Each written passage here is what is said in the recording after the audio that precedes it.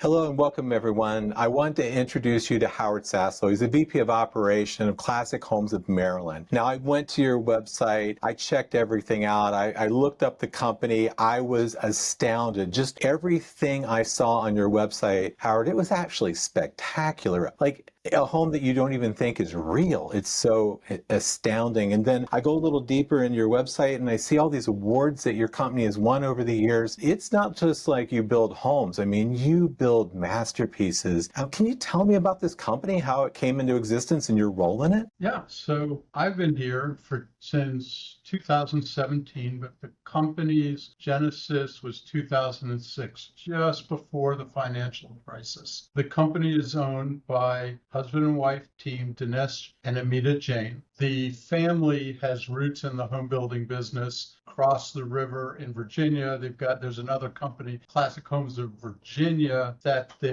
Amita's father started with his brother. He's no longer a member. And then when things were at its peak in 2006, he called Dinesh and Amita, who were working in New York City on Wall Street, and said, why don't you come down and start a home building company? And that's what they did. So it was really a grassroots effort to start a company.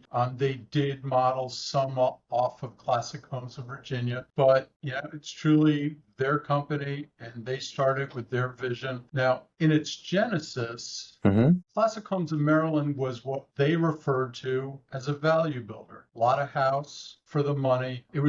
We almost only do on your lot building, meaning we go and build on a client's lot. We don't build in subdivisions, although now we're building on small subdivisions. So we would go anywhere within an hour, hour and a half of our base here in Rockville, Maryland, and build on clients' homes. And clients came to them because they were able to personalize the house to some degree, but it was still a production home. There were options. There wasn't a lot of customization, and the Amita and DJ were incredibly successful. Now, in the beginning, they were focusing more on the production aspect of the house and on the company. When I joined the company, my background was custom homes. I had my own company.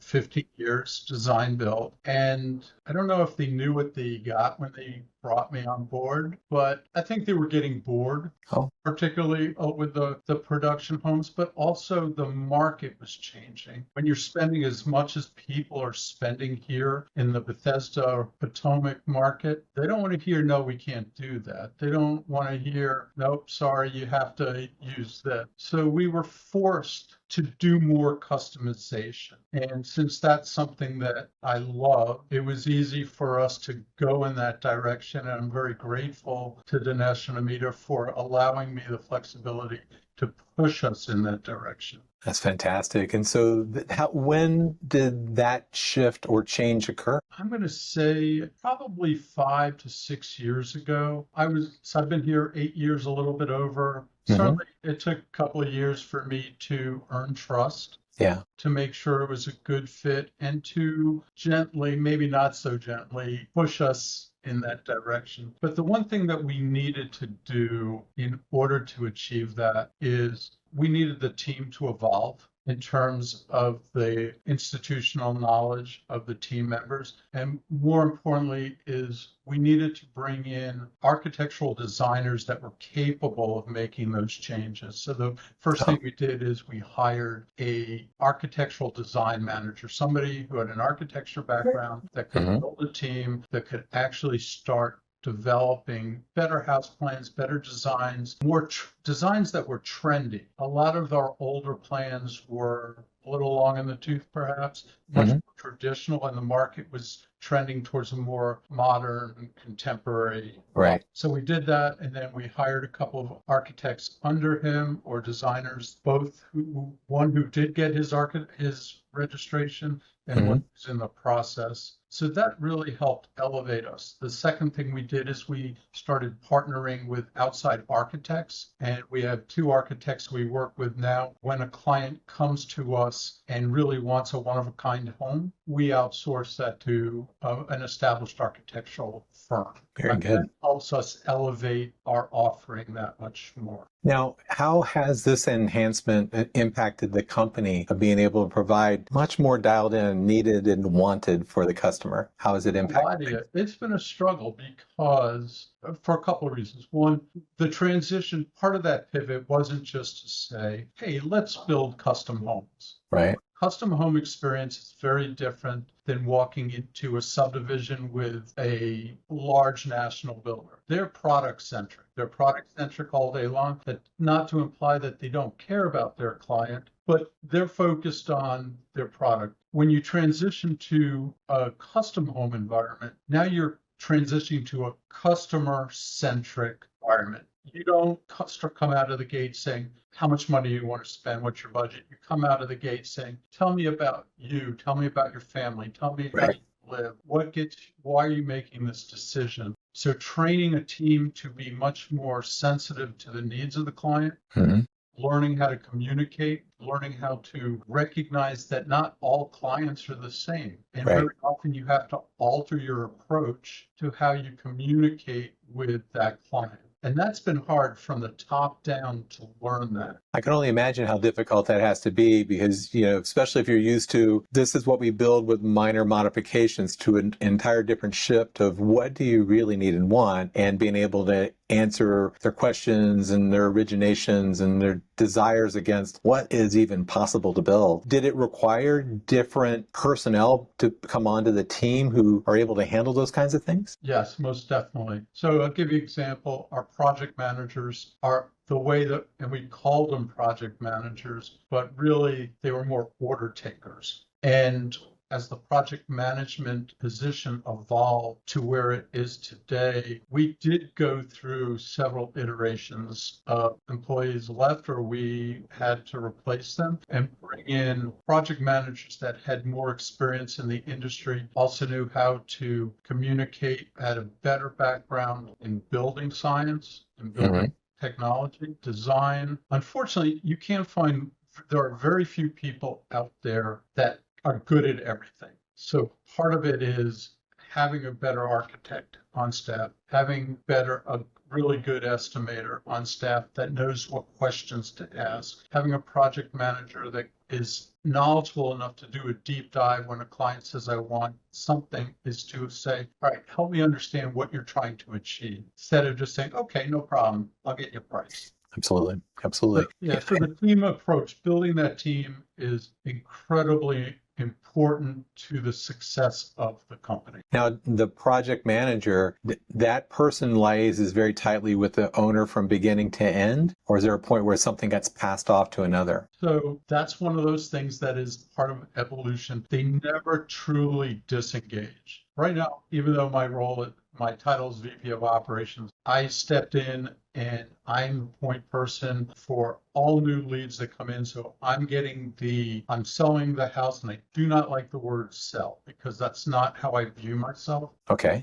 I'm an advocate. I'm an educator. My role is to make sure that we're a good fit for the client and the client is a good fit for us, and then work through as many of the details as I can with the team to get them to point of contract, which is a big switch from where we used to be, where a sales manager handed off a package and then we had to try and figure everything out, which upset the client. Right. Now we're doing a much better job getting them to contract. So when the pre-construction team takes over, there are far fewer questions and bumps in the road. So I'll hand off to the pre-construction team, but our pre-construction team will review the contract before it gets signed so that if they've got any questions, we're answering those up front, getting those answers. Once pre-construction is complete, they move into construction. So there is a handoff. So there are two handoffs there, but the project manager is always available to get involved if there's something that has come up, as am I. Sometimes things will come up. Hey, did we have this conversation? Yes, we did. This is what we discussed. Makes sense. Makes sense. And also, I think when having you kind of directly in that, so to speak, first point of contact, is that kind of appropriate for being the first point of contact and your experience in custom building, right? You were able to kind of do the intake, gather the information, really dial in the needs and wants, and then pass that over to project manager or whomever. That handoff has got to be incredible because it all blows back to you, I would imagine, when something goes wrong,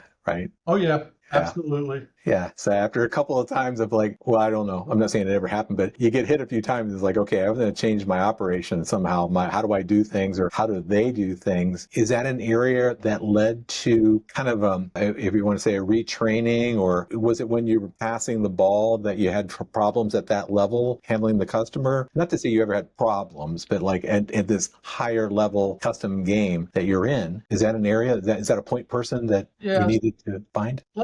I'll give you a little bit more history. Sure. Going back to the evolution, hey, the company was a production builder on your lot, and they had 3 or 4 sales managers that worked for the company and we get a tremendous amount of leads. It's down now from where it used to be, and we used to chase every lead, so you needed 4 or 5 sales managers, and we did not have a architect on staff or a good architectural designer on staff. And the architectural designer was not allowed to talk to the clients. So the sales manager put together this package based on what they thought we could do. You would get a hand-drawn plan with marked up saying, add this here, add this here, add this here. Our sales system, we've changed. We're using a system application called Buildertrend now. But back then, it was a homegrown system, and it was very hard to follow suit. And we used a generic set of specifications that you would then have to look at the changes and try and cobble this all together so that when it got handed off to the pre-construction team,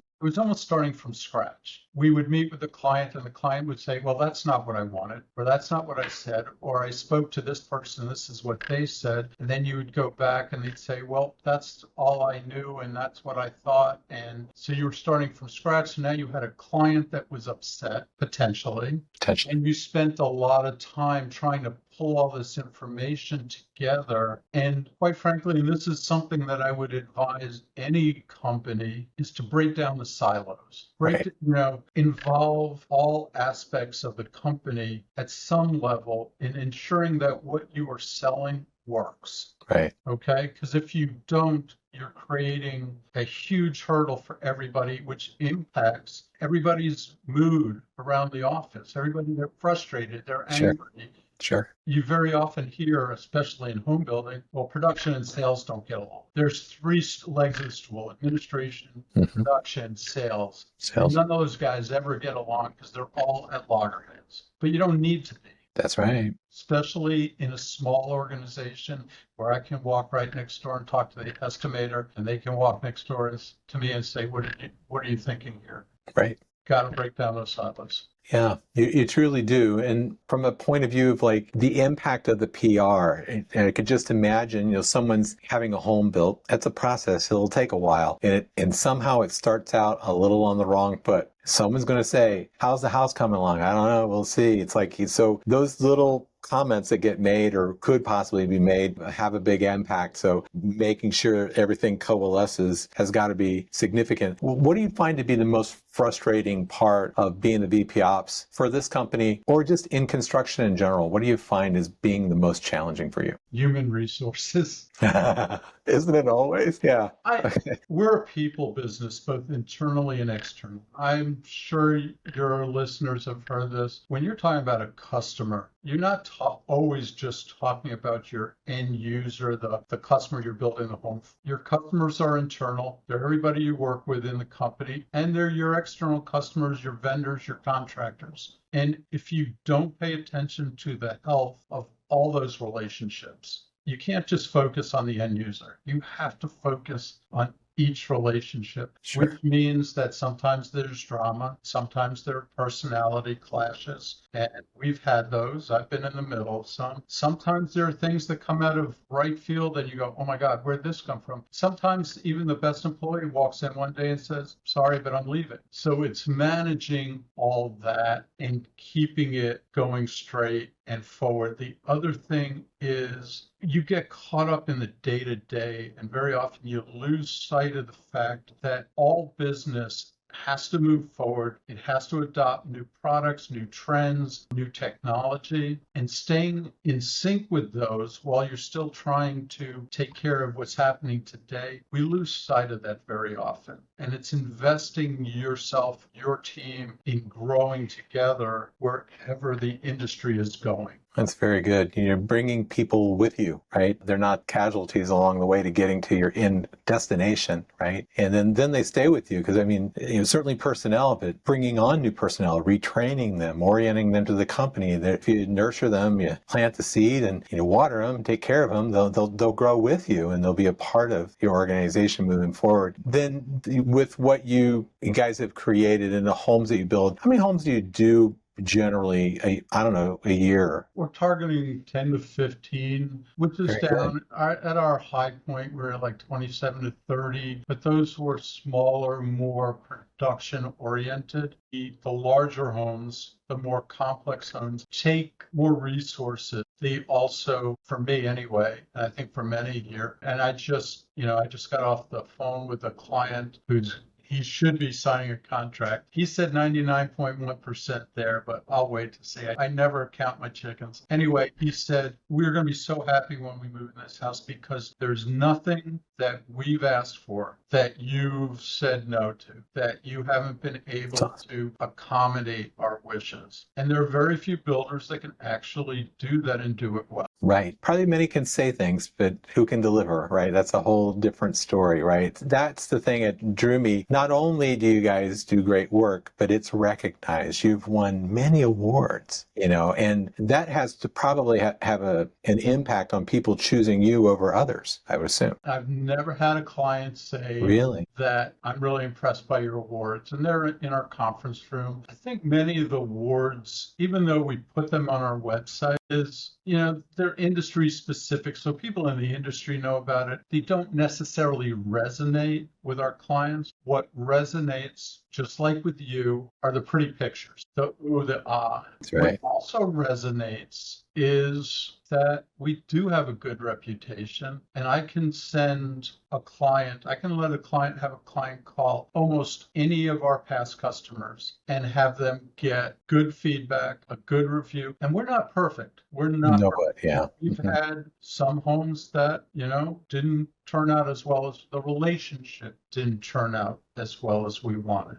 But by and large, I can call up almost any client and say, hey, can I show your home? And they're going to say yes. That's fantastic. If you see somebody with only 5-star reviews, anything they've ever done, it's like I'd run away from those companies because it's not very real. There's people that you can never make a 5-star review out of, no matter how perfect it is. That's reserved for whatever. So that is good. And so you can kind of, I guess, tag them in, people that you've done homes with, and say, would you mind talking to somebody, or do they need to see? Do you ever show the home? Fantastic. Oh, yeah, absolutely. Fantastic. Good. Absolutely. Then along the way, because you've done this really good front end interview and really defining what's needed and wanted, do you consider because of that you have, less demanding change orders and things like that come along down the road as you keep moving along? So the new sales process, so I only took over sales last January. Okay. And I took it over. We had to part ways with our past sales manager, and finding somebody who can connect with the client and be able to speak the language and is very, very difficult. So here I am, I'm doing sales, and I tried doing this before and I met resistance. But once I came in, it became more about collaborative sales, which means I will have our selection coordinator, Jennifer White, meet with a client before they sign a contract so they know what their allowances buy.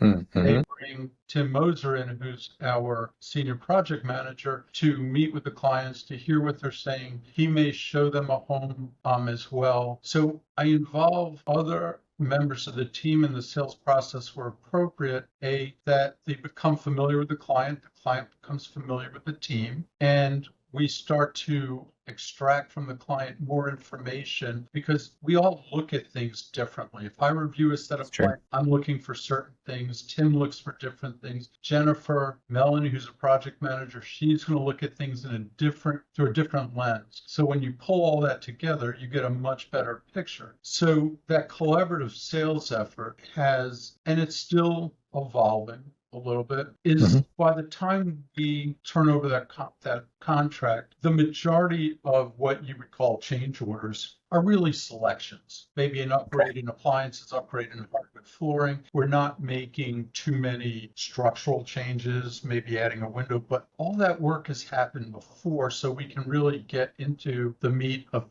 personalizing the home. Very often we'll bring in an interior designer to help, and that also enhances the process. But Jennifer herself, she's wonderful with clients and she's got a great eye. So unless they want somebody that elevates the interior design process, Jennifer delivers it anyway. That's fantastic. Good. Is there a trajectory, a game plan, something new at the company, a world domination, go to other states, anything like that? I think to build a company of that size, doing what we do is very difficult. Land in our area, again in Maryland, very hard to come Right. by good lots, and the price of land is just crazy. It's not unheard Yes. of to spend over $1 million just for a piece of land to build that house. When you spend $1 million on a lot, you're going to spend $1.5 million to $2 million minimum. So the opportunity for entry, the cost of entry to custom homes is challenging, but finding land, most of what we're doing is tear downs. So there are lots of available tear downs, but you have to find them, wait for them to come on the market. So, but more importantly, in order to deliver the experience we want, growth, maybe it'll come, but it'll come slowly over time. As with a stable team, if we want to add another project manager, we can, because we have a team that can train and onboard that person. So Yeah. we're growing past that infant stage, which we kind of talked about. All our team was relatively Yeah. new. Now we can grow by hiring additional people. But in truth, I don't think anybody wants to get too big. We just want to continue to deliver and great homes, a great experience. And we would all like to build houses out of Architectural Digest. So if we can build one or two of those a year, we'd be happy. We may grow into remodeling because that's Right. another avenue we really haven't touched on, this opportunity. If nothing else, we've got a stable of clients that we've built for over the last almost 20 years that are ready for kitchens and other Oh, things. yeah. Yeah. Yeah. That's And right. we do land development a little bit and speculative homes. A lot of people don't want to go through the process of building. So if they can if a house is ready and they can move in, they prefer that. So we're Right. doing a little bit of that. That's very good. Well, you have something, it's very, it's like you can be a builder, and then there's a certain artist quality to what I see just looking through the site itself, right? It's the aesthetics of everything are phenomenal. And so you start thinking big, you start thinking cutting corners, what you've built, it may water down. It's slow and steady, get your systems in place, build out your personnel, make sure they're top notch, take care of them, and it will move. It'll move in the right direction. But then you do have variables of got a shortage of land, very expensive land. But on the other side of that, Howard, you're in a very affluent area for Yes. people who could buy your homes, where in other areas perhaps not. So you're kind of in the sweet spot right there, I think. You mentioned something just now that triggered something. You had Yeah, asked share things that I've learned along the way. When I yeah, started my wife and I started our company many years ago, I used to joke I'm a starving artist builder because I loved home building. Profitability was not the most important thing. Just building good home was.